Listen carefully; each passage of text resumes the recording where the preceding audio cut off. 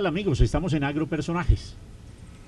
Hoy yo estoy casi que pleno por el personaje que tengo a mi lado. Y pleno porque en mi carrera periodística he querido hacer reportajes como el que intento hacer hoy para que ustedes obviamente lo puedan disfrutar. Porque hay personas a las que uno le reconoce su inteligencia, a otros sus méritos, a otros su linaje, a otros su caudal y a otros su perversidad. El de hoy tiene casi todo de lo bueno y nada de lo malo. Es un joven dirigente antioqueño, lo que pasa es que nació hace muchísimo tiempo y durante todo ese tiempo ha mantenido una mente todos los días en el ayer de ayer, en el ayer de apenas hace un rato, porque es un ejemplo viviente de eso que nos enseñaron eran los antioqueños, que ahora, ustedes yo no sé si están de acuerdo conmigo, casi no se ven, y que cuando uno tiene la oportunidad de conversar con este personaje, entonces uno empieza a creer que esa Antioquia de la que nos hablaron no se ha ido del todo y que es posible aprender todavía mientras ellos están con nosotros. Les estoy hablando del doctor Jaime Tobón Villegas. Quien no lo conozca tiene la primera falla.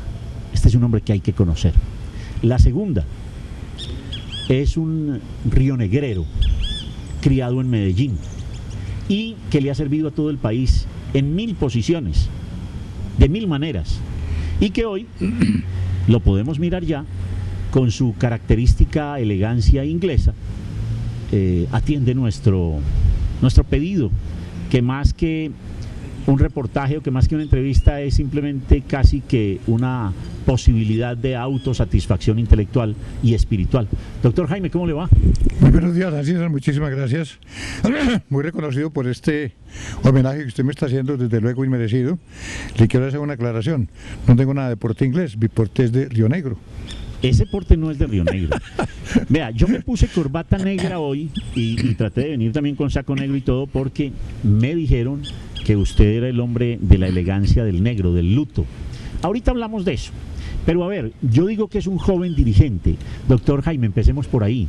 ¿Usted por qué después de tantos años de vivir en este planeta se mantiene tan joven? Tan joven sobre todo mentalmente. A ver, Ancísar, yo creo que ahí es una oportunidad.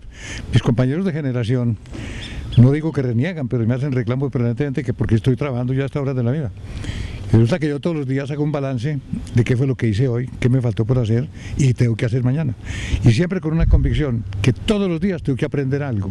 Donde llego a una reunión, generalmente me siento en las primeras líneas de las bancas o de las reuniones, llevo mi libreta de apunticos, de eso hago un resumen por la tarde y al otro día también me pregunto qué hice ayer, qué me faltó, para dónde voy.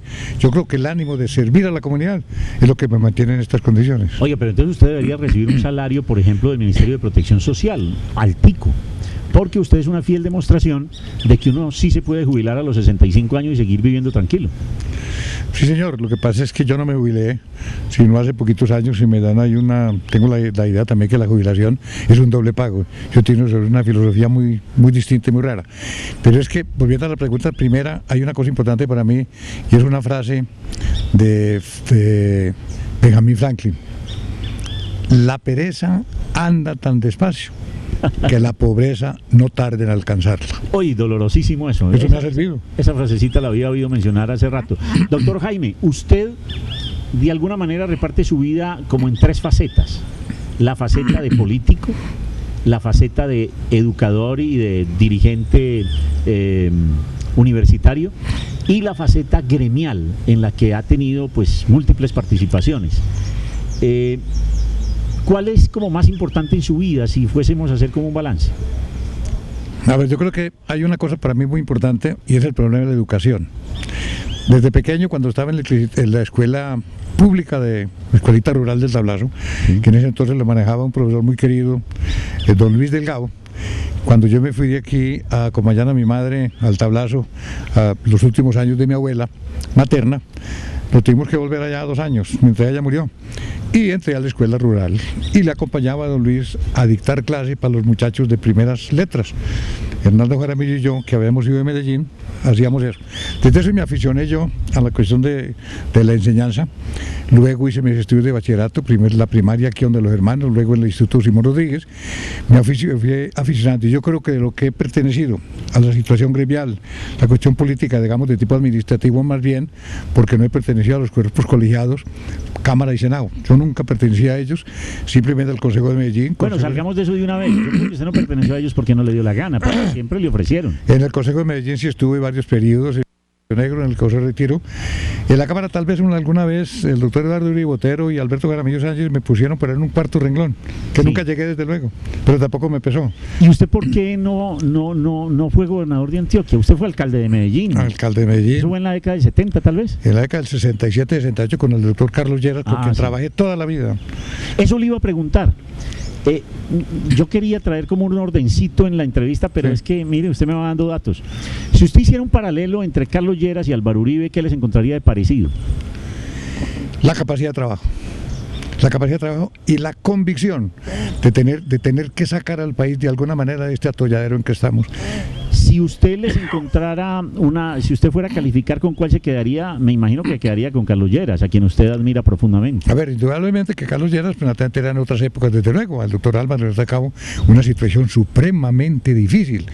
Y naturalmente, pero la convicción que tiene Álvaro Uribe de poder sacar al país de esta situación en que estamos, el problema de la guerra, el problema del narcotráfico, el problema de la deuda externa, hay una cantidad de factores importantes, pero ha hecho una labor, atendiéndome a lo que yo estaba diciendo de la educación, en materia de educación, en materia de salud, yo creo que hemos adelantado extraordinariamente. Usted es muy respetuoso, pero usted es de los que le habla al presidente Uribe diciéndole Álvaro, y lo regaña, ¿o no? No, señor, no tanto hasta allá, pero sí tengo que con él, me ha distinguido con una confianza extraordinaria, y tuve el atrevimiento de ponerme, pues, disque la Cruz de Boyacá hace un año. Eso para mí ha sido, pues, el mayor homenaje que me han hecho, y él en su discurso decía precisamente que era que le quería poner la Cruz de Boyacá a una persona que había prestado durante tantos años un servicio al país sin vanagloriarse de sus triunfos y sin humildad en las épocas precarias. Vamos a hacer un pequeño examen casi que por década. Vamos a poner a trabajar esa mente suya desde 1930. Desde el 40 mejor, correcto, cuando ya de alguna manera estudió y ya ha pasado de bachillerato, ¿cierto?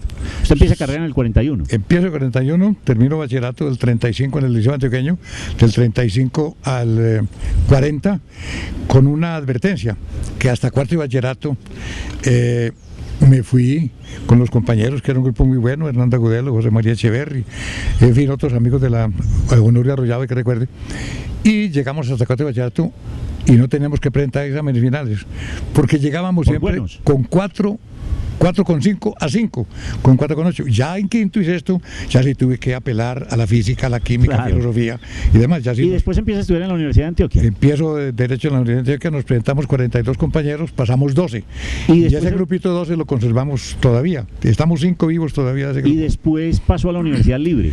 Después, por una invitación del doctor Carlos Lleras, cuando se cargó del Ministerio de Hacienda, y en 1944, y el doctor Jorge Gutiérrez Escobar y el doctor Luis Guillermo Echeverri me hicieron ir a Bogotá y consiguieron con él que me hiciera un puesto de 75 pesos en el Ministerio de Hacienda. No, pero ganaba mucho. Y ahí terminé ya mi carrera de 4 años en la Universidad Libre. Pero esa universidad para usted es definitivamente muy importante, porque, a ver, ese estudiante llega a ser rector y llega a ser presidente de la conciliatura también. Sí, señor.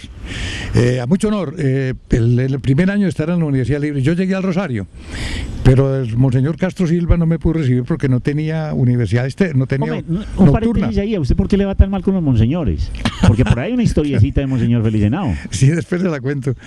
Y el doctor, el monseñor Castro Silva llamó al rector de la Universidad Libre, el doctor Tulio Enrique Tascón, y dijo: aquí tengo un muchacho de Medellín, a mí no lo quiero perder, va a trabajar aquí al frente mío en la Escuela del Rosario, ¿por qué no me lo recibes? Me mandó a hablar con el doctor Tulio Enrique Tascón y me abrió cupo y me recibió.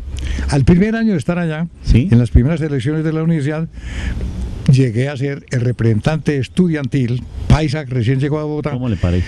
Con la conciliatura de la universidad, y me tocó la transformación de la universidad en la corporación que soy, con el doctor Darío Echandía, con Miguel López Pumarejo, con Luis Eduardo Gacharná, con toda la élite. Yo iba a hacer un liberal. examencito, pero entonces lo voy a dejar un poquito más tarde, porque en la Universidad Libre se vive un espectáculo democrático que se lo soñaría cualquiera hoy. Extraordinario. Usted, liberal rionegrero, al lado de un comunista confeso como Gerardo Molina, después de haber sido rector de la Nacional, es su vicerrector, y rodeado de comunistas, socialistas, ¿y se le filtró algún godo por ahí? Sí, señor. Yo empecé precisamente la discusión más grande, no digamos pelea, la discusión más grande fue con el ala comunista fuerte. Ajá. En ese momento lo encabezaban Montaño. Gilberto Vieira, Montaña Cuellar, Sí. Nelson Robles, Francisco Mújica, mi profesor de Derecho Procesal extraordinario, y otro grupo de comunistas violentos. En esa crisis ellos se habían posesionado la universidad perdón, y únicamente dictaban las clases de tipo comunista. Entonces, cuando me llamó el doctor Miguel López Pumarejo, que era el presidente de la conciliatura, el doctor Germán C. Hernández, el doctor Darío Echandía y otros eminentes liberales, escogieron mi nombre para que llegara a la rectoría. Gerardo Molina, que estaba entonces en la universidad, les dijo: si Jaime Tobón, a quien yo conozco como uno de mis mejores discípulos en economía, acepta la rectoría, yo acepto la vicerrectoría. ¿Cómo le parece? Yo no podía creer, y me fui a comer con Gerardo Molina y con su señora Blanquita a su casa, y el doctor Gerardo me recibió muy amable y me dijo: no, yo sé a qué viene, esté tranquilo, Jaime, que yo le voy a hacer la vicerrectoría. ¿Cómo le parece? Y saquemos la universidad adelante. Logré entonces hacer una especie de división. Entonces separé la línea socialista, Sí. con Gerardo Molina, con Antonio García, con Moisés Prieto y otro grupo de socialistas, y aparte los comunistas más fuertes, con Montaña Cuellar, Gilberto Viera, etcétera, y logré hacer una rectoría durante 3 años.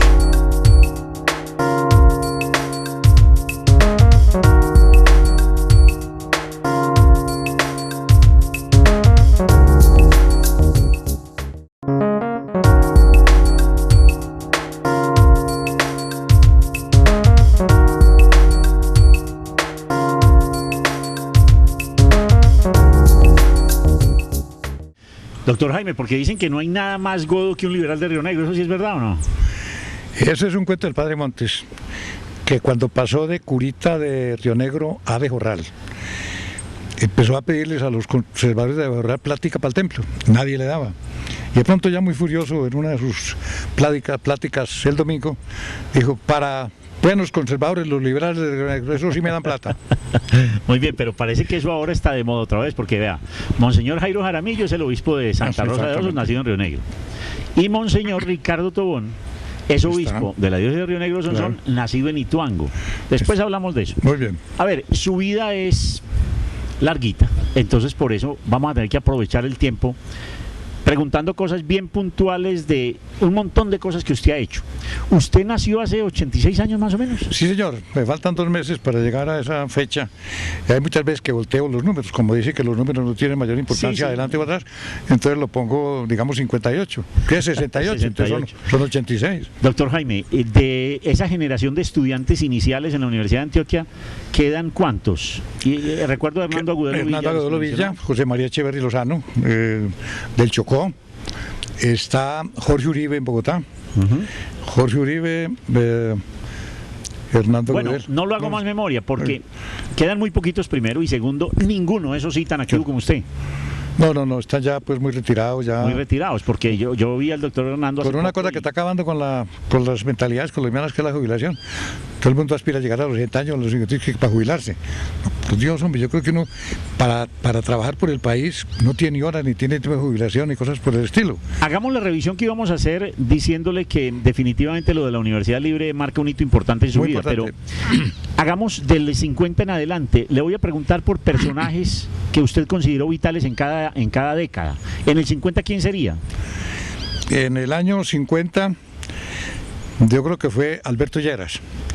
Alberto Lleras fue el director en esa época del Partido Liberal, después de la caída del partido en 1946, luego vino el periodo Mariano Ospina, de Mariano Ospina, luego Laureano, y entra ya Urdaneta. después entra Urdaneta, y ya Alberto Lleras se encarga pues de manejar el país. Pero es más después figura de- Alberto que el mismo general Rojas. En ese momento, no, el general Rojas, que con el 13 de junio, cuando ese problema que tuvimos con el 13 de junio, viene el de Melgar, se encarga del poder y demás, y hubo casi que una hecatombe del Partido Liberal, claro, de ir a felicitar a Rojas Pinilla porque hemos salido de esa situación tan extraordinaria. Pero a los 2 años del gobierno de Rojas, ya estaban locos ustedes. Estaba yo en la dirección de FENALCO, estuve 3 veces encargado de la presidencia y luego los últimos 3 años de presidente, el año 55 al 58, y me tocó participar con 7 eminentes colombianos en el comité de la huelga de obreros y de industriales del país. O sea, es la primera vez que el gremio patrocina el levantamiento obrero. Pero hay una cosa bien interesante de tipo histórico, sí, que tal vez nadie la recuerda, aunque yo lo he recordado en algunas conferencias, y fue cuando Martín del Corral, Enrique Caballero Escobar, que era director de la ANDI, Luis Guillermo Echeverri, Carlos Santa María, Jorge Camacho Roldán, Ignacio Copete y Serralde, y este servidor nos encargamos de ser de ese comité de los 7 famosos que fue la huelga general. Se nos presentó el problema con los trabajadores. Había 2 centrales obreras en esa época, ajá, que eran la CTC, manejada por el amigo Mercado, que después lo... Jaime Mercado, el muerto... No. Sí, José Raquel Mercado. José Raquel Mercado. José Raquel Mercado. Con el nacimiento del M-19. Justamente. Exactamente. Y luego la UTC, manejado por los jesuitas, por el padre Gabriel Giraldo. Entonces, conversamos con el doctor Lleras y fuimos en comisión a hablar con el doctor... Con el Lleras Camargo. Con el Lleras Camargo, y llamó a José Raquel Mercado y le dio orden de paralizar, siempre y cuando que nosotros, declaración que redactamos Luis Guillermo Echeverri y yo, que había sido también mi profesor, me distingo mucho siempre el doctor Echeverri, por eso guardo de él una memoria extraordinaria y conservé la amistad después con sus hijos.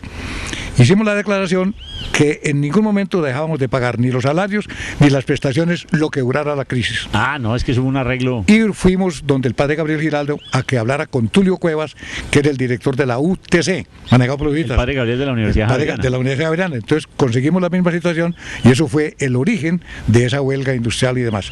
Eso fue la década del 50. En la década del 60, ¿quién se le vuelve importante así no haya sido presidente?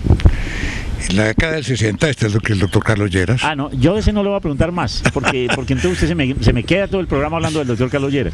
En la década del 70, un colombiano ilustre. En la década del 70, Alfonso López Miquel, sí, con su gobierno. ¿En serio? 74-78. ¿Y usted cómo hace para cambiar de Lleras a López? ¿Ah? ¿No da breguita? También. No, en distintas condiciones políticas, desde luego. Bueno, en la década del 80. En la década del 80... A ver, ya empieza una casi que una decadencia muy difícil de calificar y demás, y a ello no me apuntaría. En la década del 90, ¿quién surge? En la década del 90. Pero usted no me ha mencionado para nada a Galán, ¿no le interesó Galán? Ah, no, ya el movimiento de Galán, pero no estamos hablando de presidentes, tal vez. Ah, sí, no, yo digo de cualquier colombiano. No, en la época, pues ya sí, Galán, yo pertenecía a su comité aquí en Antioquia, y estuve nominado por él para el Senado de la República. Pero y eso fue en la década del 80. Esa fue en la década del 80, sí, usted tiene toda la razón. Entonces ahí no... Porque ahí vino el sacrificio de Galán en 1989. En la década del 90, ¿quién surge? A ver, en la década del 90... No tengo fresco así de los... Y ahora fuera del presidente Uribe, para que tampoco se me extienda demasiado, ¿a qué otro colombiano dice usted hay que rendirle un poquito de pleitesía, hay que reconocerle méritos? Colombianos ilustres en este momento. Pues que fuera el presidente Uribe, pues tenemos al doctor Alfonso López Miquel, colombianos importantes. Pues hay muchos, depende de la situación, si es del carácter científico, si es médico, si es abogado. No, dígame alguno que le llame la atención, porque es que estoy ya preocupado con usted. Hombre, yo creo que hay tipos, por ejemplo, en la parte académica tenemos mucha gente.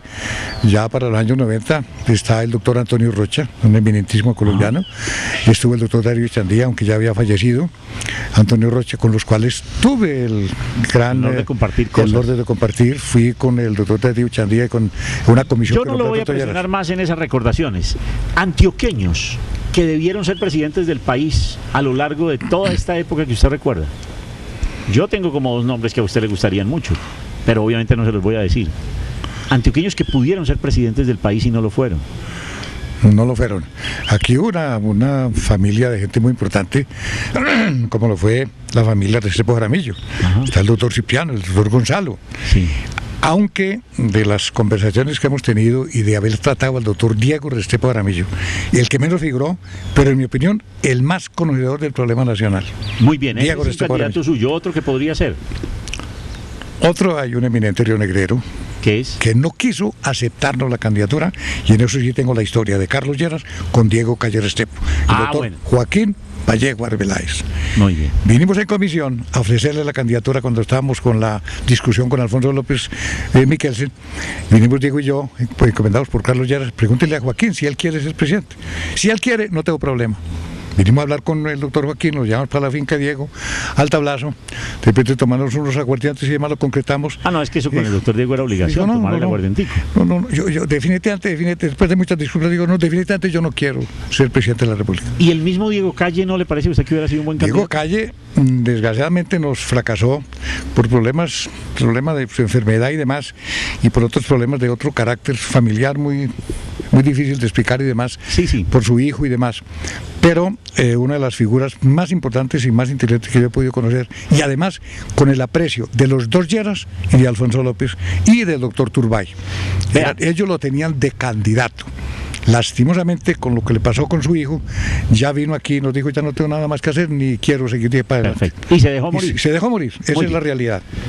Doctor Jaime, el godito más ilustre que a usted le haya parecido en la Pero historia. no me deje olvidar un tipo que se puso muy importante, que es Hernando Agudelo Villa. Ah, Hernando Agudelo, sí. Aquí en Ese sí el probó las país, mieles de las precandidaturas. de las candidaturas, pero aquí en el país le falta todavía hacer un reconocimiento inminente de Hernando Agudelo Villa, que es el mentor de todas las nuevas teorías, no del neoliberalismo, sino de todo lo que está haciendo ahora el Partido Liberal en unos Si folleticos. usted me ayuda, yo le voy a hacer un reportaje como estos en Bogotá, ¿le parece? Es cantado, maravilloso. Dígame su opinión de Gilberto Echeverry Mejía, uno de los antioqueños.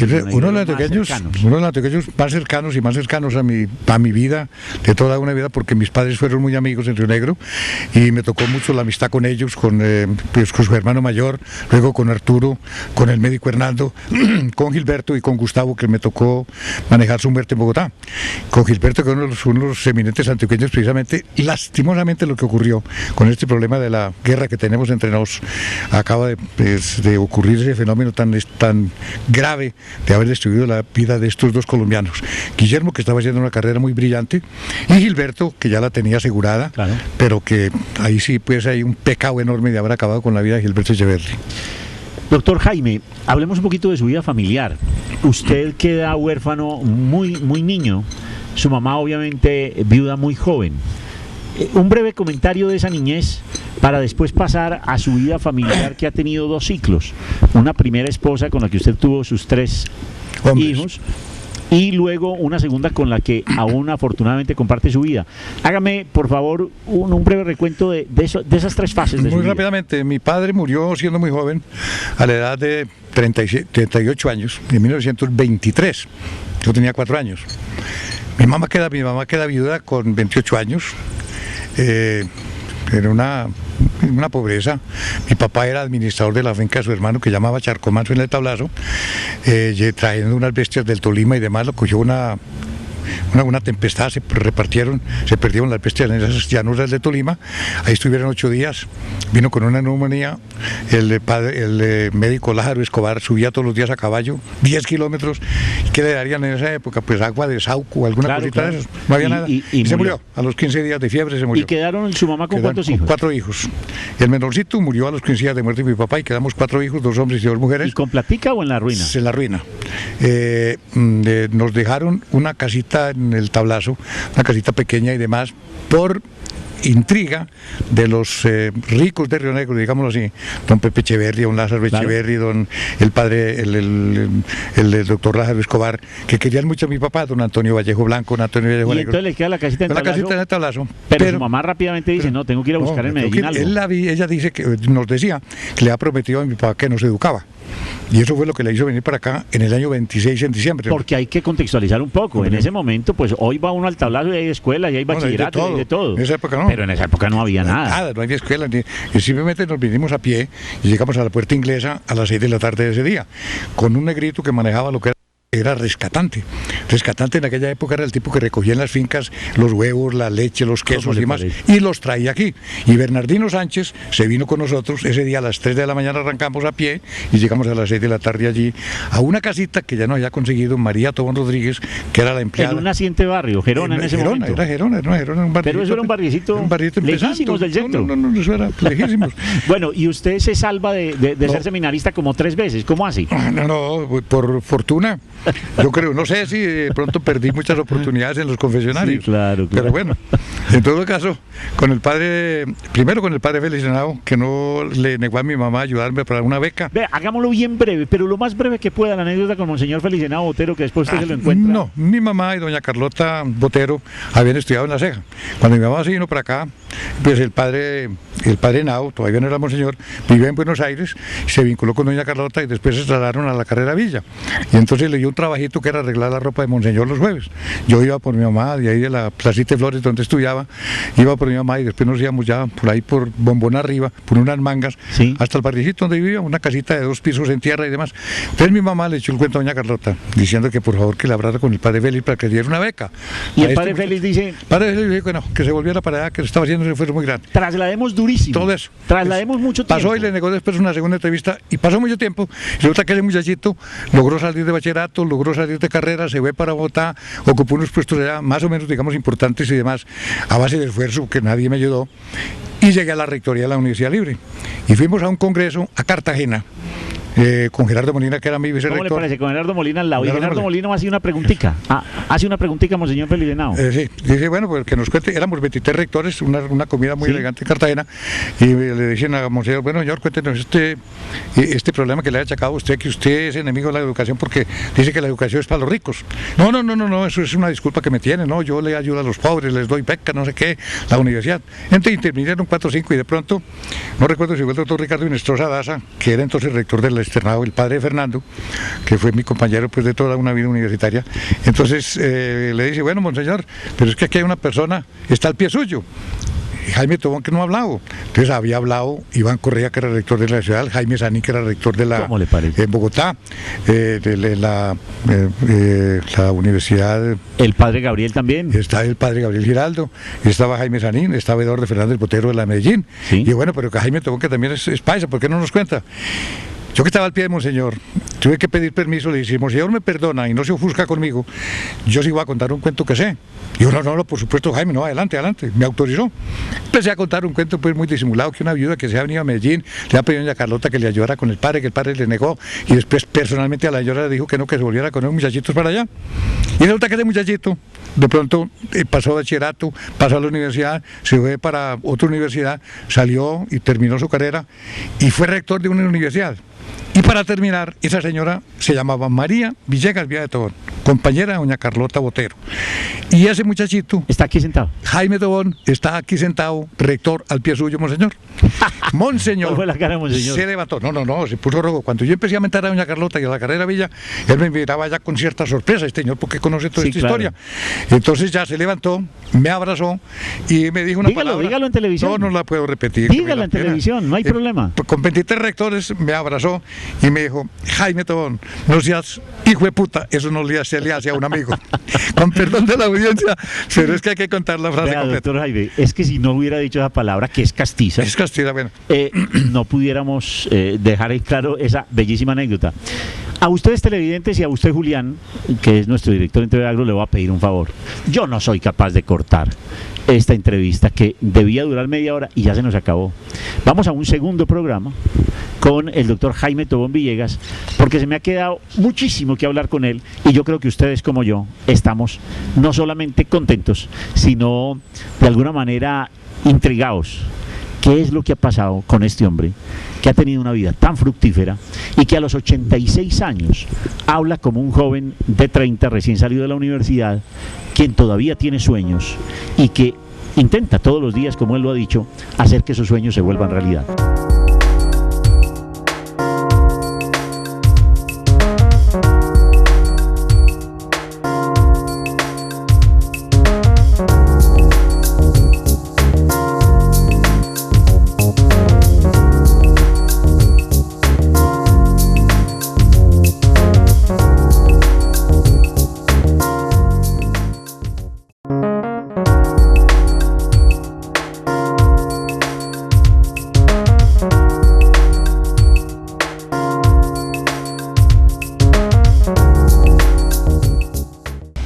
me fasciné con el doctor Jaime Tobón Villegas en esa conversación inicial que tuvimos y que ustedes compartieron con nosotros. Por eso, sin más preámbulos, vamos a continuar conversando con nuestro personaje, un hombre de una mente absolutamente brillante, juvenil a los 86 años de edad, que le ha dado en la cara a la jubilación, que se burla un poco de aquellos que intentan sentarse desde los 60 años y que no quiere dejarse morir echado por allá en un sitio leyendo libros viejos y viendo televisión nueva.